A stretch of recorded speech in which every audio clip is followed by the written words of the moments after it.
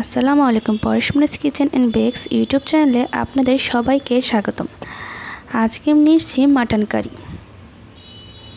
তাহলে ফিরছি ইন্ট্রোর পর।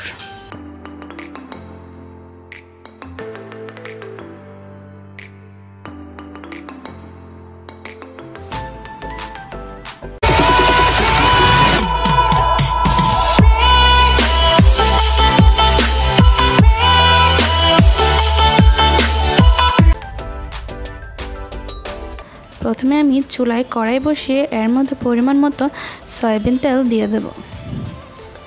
তেলটা গরম হয়ে আসলে দিয়ে দেব আধা কাপ পরিমাণ পেঁয়াজ কুচি।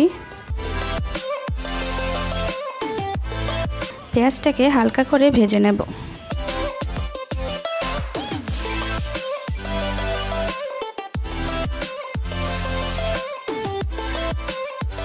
ভাজা হয়ে গেলে দিয়ে দেব এলাচ, দারুচিনি, তেজপাতা ও লবঙ্গ এবং এগুলোকেও ভালো করে ভেজে নেব।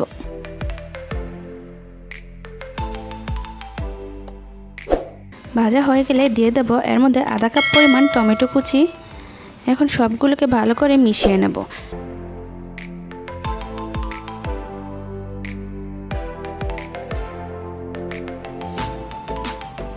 টমেটোগুলো যখন ভালো করে গলে আসবে তখনই এর মধ্যে দিয়ে দেব 2 চা চামচ আদা বাটা, 2 চা চামচ রসুন বাটা। এখন সবগুলোকে ভালো করে মিশিয়ে নেব।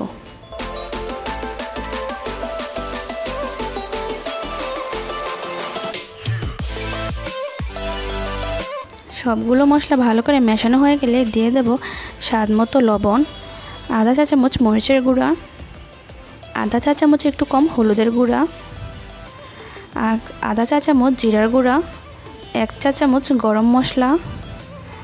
এখন সবগুলোকে ভালো করে মিশিয়ে মশলাগুলোকে কষিয়ে নেব।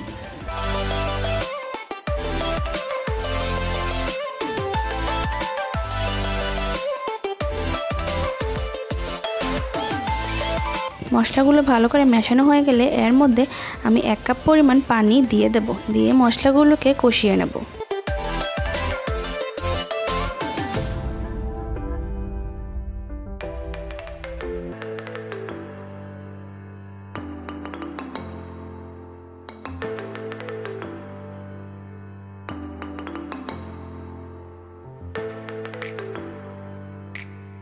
একটু সময় নিয়ে আমি মশলাগুলোকে কষিয়ে নেব।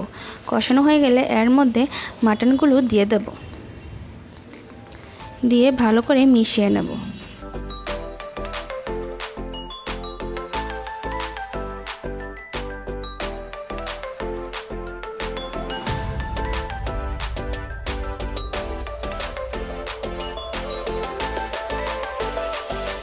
মাটনগুলো কিছুটা সময় কষানো হয়ে গেলে এখন আমি এর মধ্যে মিডিয়াম সাইজ করে কেটে রাখা আলু দিয়ে দেব।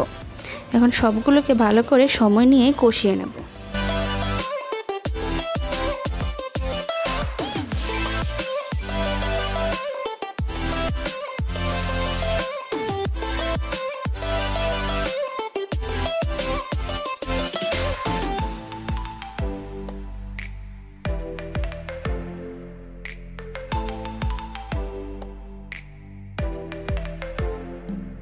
ভালো করে কষানো হয়ে গেলে এর মধ্যে আমি পরিমাণ মতো গরম পানি দিয়ে দেব।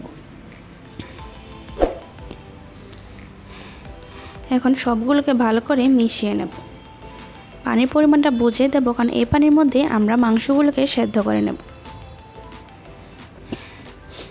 মাংসগুলো আমার ভালো করে সেদ্ধ করা হয়ে গিয়েছে এবং ঝোলটাও একটু শুকিয়ে এসেছে। এরপর যে আমি মাটন কারিটাকে নামিয়েই গরম গরম পরিবেশন করব। আমি এই মাটন কারিটার সাথে বাসন্তী পোলাও দিয়ে দিয়েছি।